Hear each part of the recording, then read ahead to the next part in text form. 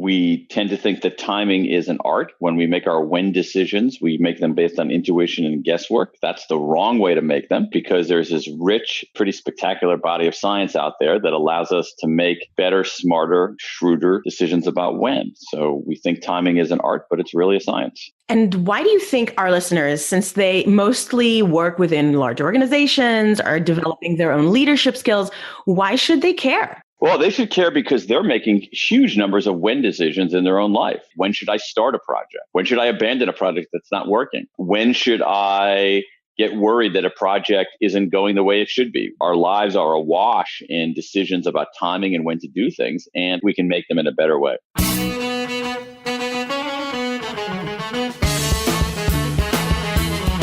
Welcome to the TalentGrow Show, where you can get actionable, results-oriented insight and advice on how to take your leadership, communication, and people skills to the next level and become the kind of leader people want to follow. And now, your host and leadership development strategist, Halelly Azulay. Hey, talent growers. Welcome back to another episode of the TalentGrow Show. I'm Halelly Azulay, your leadership development strategist here at TalentGrow. And this week I have one of my favorite authors, Daniel Pink. I'm so excited that he has come on the show to share with us about his latest book titled When. And he talks about the science of timing and how you can leverage it to make yourself a more productive employee, a more effective leader, and to help your team thrive. Lots of really interesting insights from all of the scientific research that he has dug into for us.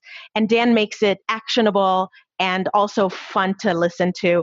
I can't wait to share it with you, and I can't wait to hear what you thought of it. So without further ado, here's Daniel Pink on episode 83 of the TalentGrow Show.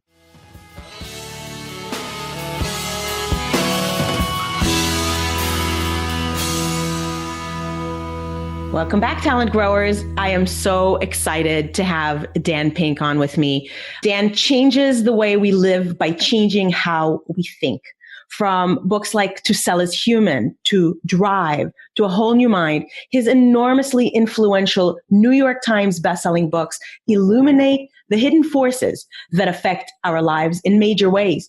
His highly anticipated new book, which was released earlier this year, When, the Scientific Secrets of Perfect Timing, shows us the essential keys to timing our decisions and actions so that we can thrive both personally and professionally. He lives in Washington, D.C. with his family, which is where I met Dan originally. I actually had the pleasure of seeing him speak live several times in intimate settings, which of course gave me the opportunity to make a beeline and speak to him right afterwards. And we have been in touch over the years. In fact, Dan was generous and gracious enough to offer an endorsement for my book, Employee Development on a Shoestring. And Dan, thank you again for that. And thank you for coming on to the TalentGrow Show. Welcome. It's always a pleasure to talk to you. Well, it's so super to have you on. And before we get started with the meat and potatoes of your message, I always have my guests introduce their professional journey in a very brief way. Where did you start and how did you get to where you are today?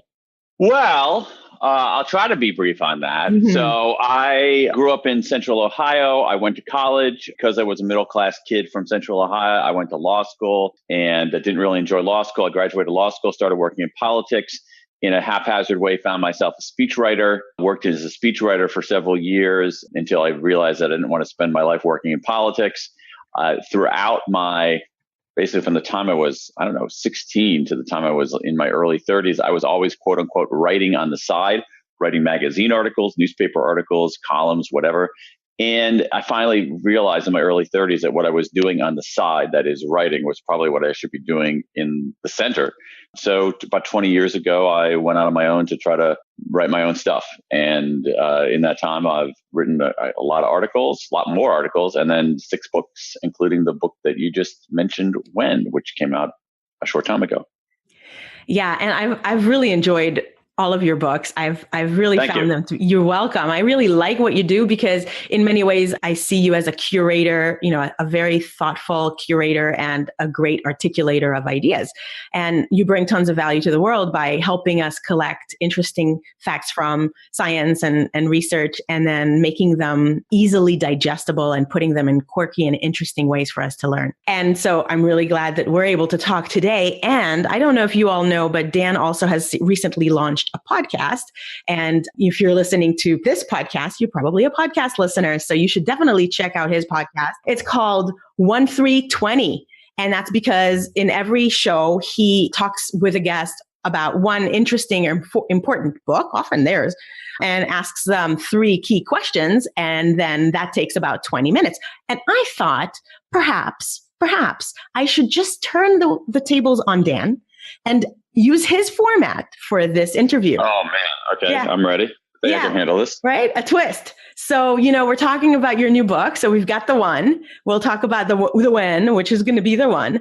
And your new book is very interesting. It's full of examples and lots of facts and things that we can use. But what is the big idea? The big idea is that we tend to think that timing is an art. When we make our when decisions, we make them based on intuition and guesswork. That's the wrong way to make them, because there's this rich, pretty spectacular body of science out there that allows us to make better, smarter, shrewder decisions about when. So we think timing is an art, but it's really a science. And why do you think our listeners, since they mostly work within large organizations, are developing their own leadership skills, why should they care? Well, they should care because they're making huge numbers of when decisions in their own life. That is, the people listening to your podcast probably have made a few when decisions already today. Mm-hmm. They had to decide, when should I do this kind of work? When should I do that kind of work? When should I schedule a meeting? Things like, when in the day should I exercise? But even more broadly than that, there are other kinds of when decisions that we all make. When should I start a project? When should I abandon a project that's not working? When should, and I think it's very germane to your listeners who are leaders, when should I get worried that a project isn't going the way it should be? When should I, really try to get my team in gear? When should I bring a project to a close? And so I think we should care because our lives are awash in decisions about timing and when to do things. And as I said earlier, we tend to make these decisions in a pretty sloppy way. We can make them in a better way. Yeah, it was amazing to see that one of the key learnings that you had from the research that you did was that there can be a 20% variance in performance on cognitive tasks. That's the difference between getting an A and getting a C, right? Yeah, it's, when you think about variance, it's 20% of the variance in how people perform is time of day, which is pretty remarkable. So, so if you look at it like, why is Fred better than Ed? Why is Fred a higher performer than Ed? Some of us could be because Fred's smarter than Ed. Some of it could be Fred is harder working than Ed. But 20% of it is Fred's doing stuff at the right time of day and Ed is not, which is pretty remarkable. And the good news about that is that we can do something about that dimension of our lives. Well, speaking of we can do something, that brings me to your third question of your guests, which is, what should we do? So first of all, you have to get this book, guys, and I'm going to link to it in the show notes because it is so full of information, really, really interesting and useful information. But it's actually really challenging to bring some kind of a nutshell version of that here. So I'm going to challenge you, Dan, to think about what are some of those like hidden secrets maybe that other people aren't seeing or picking up in other podcasts where you've been a guest, or just what do you think are like the biggest takeaways that our listeners actually can take action on that relate to the studies and the findings that you've brought together in your book? Well, I'm glad you asked this question because the way that I've structured the book, as you know, is that I write about the science, but then at the end of every chapter, I have what I call a time hacker's handbook, which is full of the what should I do answers to the what should I do question. Time hacker's handbook that has all kinds of tools and tips and takeaways to put some of these ideas into action. And so there are literally dozens of things that people can do. Let me just mention one big one. So, I start out by talking about the day. And the reason I start talking about the day is that a lot of things that we think of as natural units of time really are not. So a second is not a natural unit of time. A minute is not a natural unit of time. A month, a week, those are not natural units of time. But a day is a natural unit of time because we're on a planet. What do you mean natural unit of time? A second is something that human beings have made up. Okay, it doesn't exist as a force in the physical world, whereas a day is not something human beings have made up. because we're on a planet that turns, right? Mm-hmm. So the sun goes up, the sun goes down. It's a predictable cycle there of a day. And so a day is actually a real thing. So I have a whole chapter on the day, and it turns out there's this hidden pattern of the day that shows that we move through the day in 3 broad stages: a peak, a trough, and a recovery. Most of us move through the day in that order. People who are strong night owls move through in the reverse order. But what we should do, and what we know very clearly from the science, is this. We should be doing, as you said earlier, Halelly, our cognitive abilities do not remain the same over the course of the day. That's a very important concept. Our brain power is not the same over the course of the day, period, full stop. And it changes in predictable ways. It can change in dramatic ways. The time of day we should be doing things depends on what we're doing, all of which answers your original question. What we should be doing is the following. During our peak, which for most of us is the morning, for owls is the late afternoon and early evening, we should be doing our analytic work that requires heads down, focus, and attention. That's the time when we're most vigilant. We can bat away distractions. So if you are a leader going over meticulously a strategy, that's a good time to do that. If you're a leader who are writing a report for your team, that's when you should be doing that kind of heads down work during your peak period. During the next stage is the trough. That's for all of us, basically the mid to early afternoon. That's not good for very much. That can be actually a very dangerous time of day. In healthcare. We see big problems in healthcare during that time of day. We see drop-offs in standardized test scores for students in that time of day. We see a deterioration in certain kinds of corporate performance in that time of day. What we should be doing in that trough period, which is not really good for anything, it's when our brain power is the most compromised. We should be doing our administrative work, filling out stupid reports, answering routine email. That's what we should be doing in the trough. And then during the recovery, which is for most of us late in the afternoon or in the early evening, that's an interesting time because we're less vigilant than we are during our peak. Our mood recovers from its depth of the trough. And so the combination of elevated mood and a little more looseness makes it a good time for certain kinds of for dealing with what social psychologists call insight problems with non-obvious solutions, problems that don't require that kind of intense mathematical focus, but instead require iterative thinking, brainstorming, expansive thinking. And so what we should do essentially is that we should be as intentional about when we do our work as we are about what we actually do. We should move our analytic work to the peak, our administrative work to the trough, and our insight creative work to the recovery. And if we do those things, if we're intentional about that, it can make a huge difference in our lives. And for your listeners, if you give your teams some running room, if you allow your teams to be intentional about that, you're going to see your teams performing at a higher level. And you describe 3 chronotypes in the book, right? The owl, the lark, and the third bird, which I'd love for you to explain because I think you came up with that name.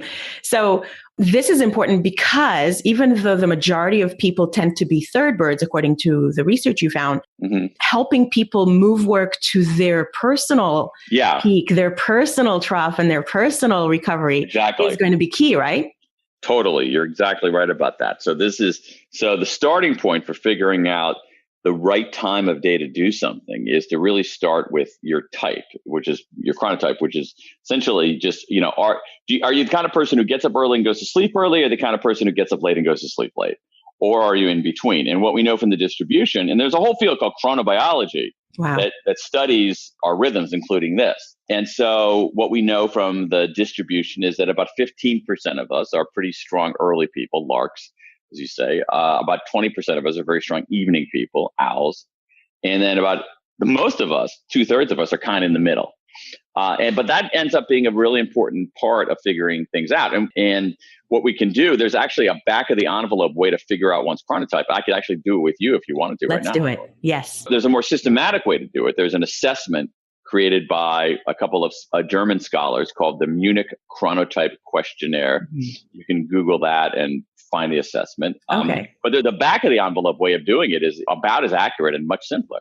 And it's this. So I'm going to ask you a bunch of questions about your sleep. So I want you to think about a free day, not a day when you have to wake up to an alarm clock, not a day when you're necessarily like a weekend when you're catching up on sleep, but just you're on the 5th day of a vacation and you can go to sleep when you want and wake up when you want, when would you typically go to sleep? What time would you typically go to sleep? Well, I think this varies based on how zonked I am from the day, because I've been going to sleep earlier and earlier in my life. Which is very common. Yeah, like I'm losing steam. I don't know. No, it's not a matter of steam. It's actually people's chronotypes change over the course of a lifetime in very, very predictable ways. And so when little kids are very larky, when human beings get to be in their teens, basically around puberty, between the mid-teens to the mid-20s, they actually have a marked move toward lateness, toward greater and greater owliness. And then after that, in general, people will return to larkiness as they age. And actually, women start out less owly than men in general, and they return to larkiness faster than men. So totally expected that you would be getting larkier as the years go by. Okay, good. So I guess in general, I do like to stay up later because there's so much I'm curious to learn more about or to read more about or to do. So I probably would stay up too late. So tell me, what time do you typically go to sleep when you have control of your schedule? You don't have to wake up to an alarm clock. What time would you typically go to sleep? Probably 11:30 or 12. Okay, so let's just say 12. And then when would you typically wake up? You don't have to wake up to an alarm clock. I hate alarm clocks, and I don't like early morning at all. So I probably would sleep for 9 to 10 hours. Surely. Okay, so let's say you wake up at 9. Okay, so let's say you go to sleep at 12.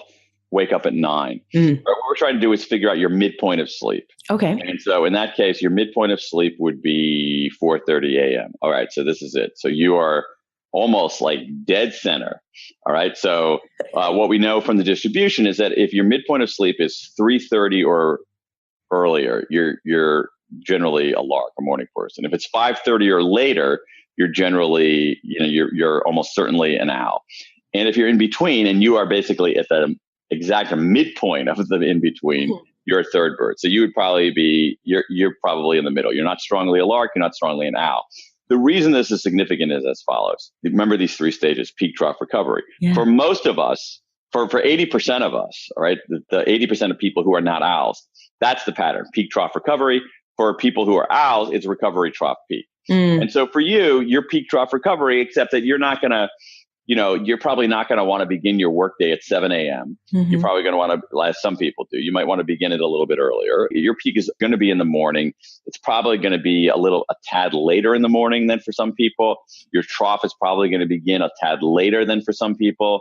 Your recovery is going to be a tad later. So your peak, trough, recovery. So you should be doing your analytic work in the morning, your administrative work during the early to mid afternoon, and your insight work during the late afternoon and early evening recovery. Now, if you were an owl, it would be the recovery would come first, the trough would come second, and then you would be better off doing your analytic heads down focus work late in the afternoon and into the evening. But it's interesting to have a trough following a recovery. That kind of, goes against the logic, but I guess that's how they are, and I saw that you found some statistics about owls being more creative, but also having maybe a few more problems with other stuff. You know what it is really? I mean, another way to look at this, if we zoom out just a little bit, is that the way to think about it is basically owls and everybody else. So 20% of us are owls.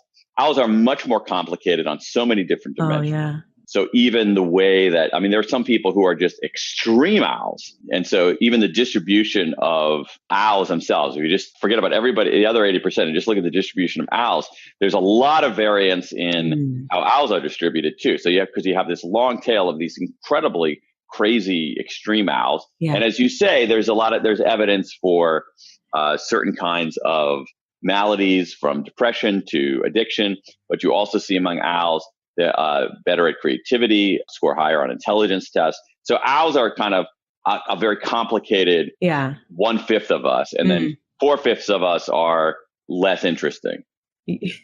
Or I say that as someone who is in the middle, but leaning more toward lark. I'm not that interesting. Owls are very, very interesting and complicated. The rest of us are not. Maybe that'll be your next book, something about the owls.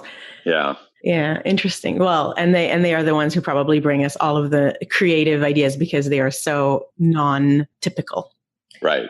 Interesting. All right. So earlier you said that when should you get worried? You said something about like, as an example, you were rattling off a lot of examples. I'm trying to recall how you said it, but like if you're a manager, at what point should you start getting worried if a project isn't going according to the timeline? Let's talk about that one, for example. Sure. So one of the things about projects is that our notion of how they actually unfold is a little bit off. We tend to think that many projects follow this kind of linear progression, and it's really not the case. I mean, and there's some interesting research from Connie Gersick, who was at UCLA, is now at Yale, showing that if you give a team a certain amount of time for a project, during the first part of the project, teams do very little. Now, what we think is like teams get ready and there's sort of a steady curve, steady march upward. And what Gersick found by going into looking at teams that were doing real projects and videotaping what they were doing and audio taping what they were doing was that at the beginning, teams do very little. And it's only there's a certain moment in the progression of the project in which they discard old ways of doing things. And in this concentrated burst of activity, boom, they get going. And what you found is that moment of that burst of activity invariably occurs at the midpoint of the project. And it was really weird, some of the stuff that she found. So you give a team 34 days to do a project, they really get going in earnest on day 17.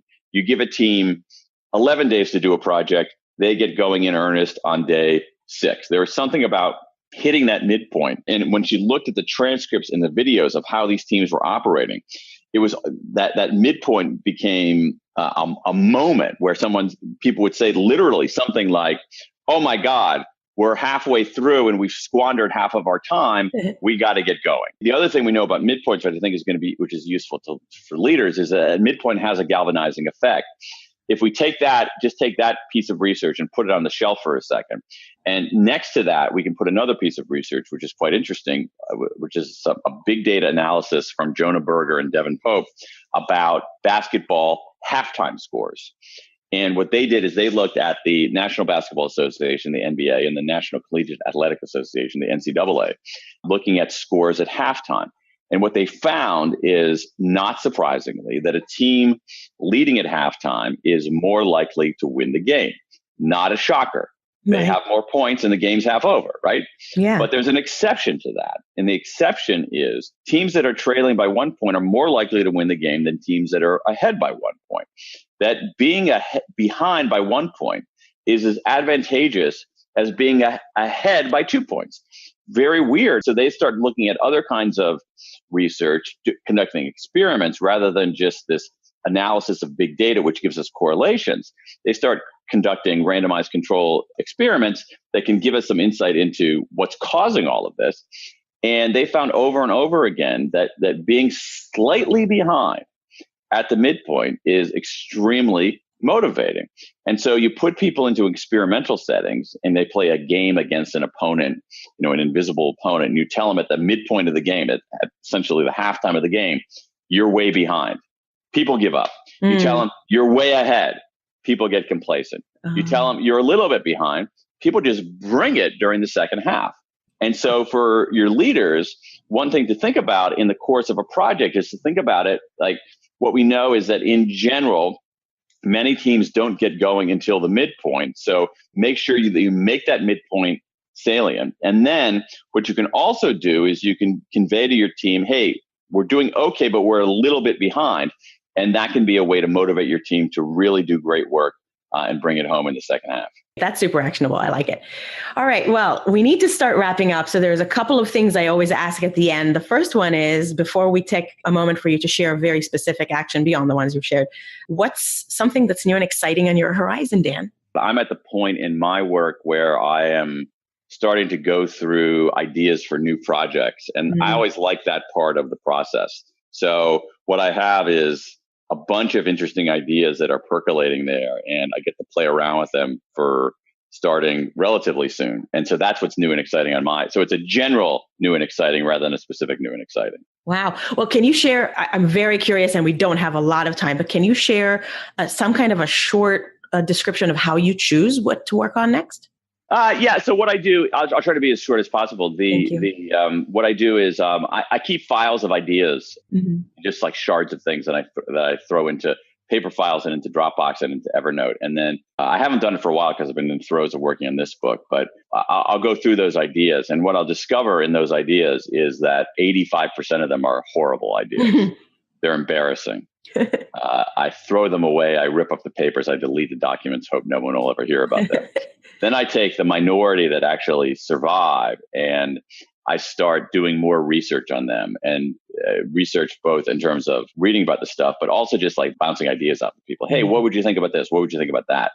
And then I end up, for books, I'll end up narrowing it to maybe 2 or 3. And then I'll start writing, I'll pick the one that I think is most promising and I'll start writing a proposal, make a 40-page document saying, this is what the book is, this is who will read it, this is how I'm going to structure it. And that ends up being a really important moment for me in figuring out what the next big project is going to be. Because just the way that I work, I tend to often figure stuff out by writing about it. That is, it's not so much, hey, I figured it out, now I'm going to write it down. Like in this particular stage in what I'm doing, the only way I can figure it out is by writing it down. Yeah, you're thinking by writing out. Exactly. Yeah.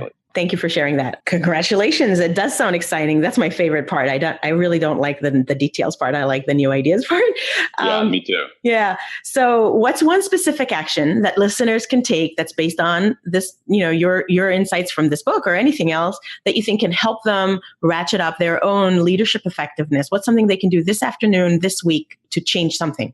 Okay, there's a great one for that. And it's basically this, to make a break list. I have a whole chapter in the book about breaks. And basically the science of breaks is where the science of sleep was 15 years ago. That, well, we're learning a lot more about breaks, why they're so important. And what we need to do is be very intentional about our breaks. And so the best way to do that is to write down 2 breaks each day you're going to take. And those breaks, you're better off making those breaks moving rather than stationary. You're better off having them be outside rather than inside. You're better off having them be social rather than solo. And they're better off being fully detached. And so make a break list, take 2 breaks every afternoon, short 10, 15-minute breaks. And I think you'll see a difference in your performance. Great. So how can people stay in touch, learn more from you and about you? I will link to the book, of course, in the show notes. And what else should they do? Like follow you on social media or how? The best thing to do is go to my website, www.danpink.com. I have a newsletter that I send out every 2 weeks. Highly recommended. I try to put all kinds of interesting, actionable stuff in there and updates on the kinds of things that I'm working on. Yeah, I've been a subscriber for many years and I do enjoy it. Yeah, thank you. Thank you for everything that you do, Dan. Thank you for taking time to share your insights with the Talent Growers. Thanks for having me. My pleasure.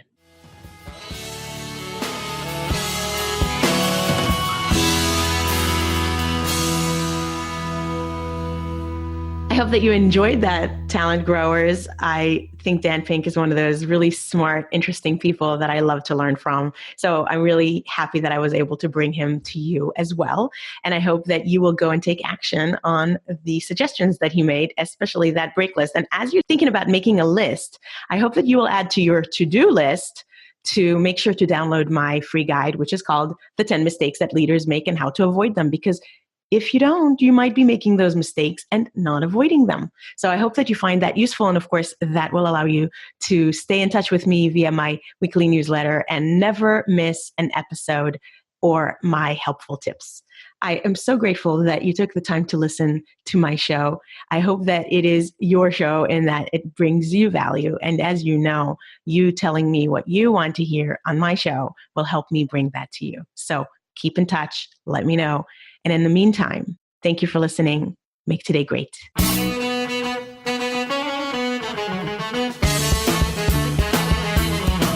Thanks for listening to the TalentGrow Show, where we help you develop your talent to become the kind of leader that people want to follow. For more information, visit talentgrow.com.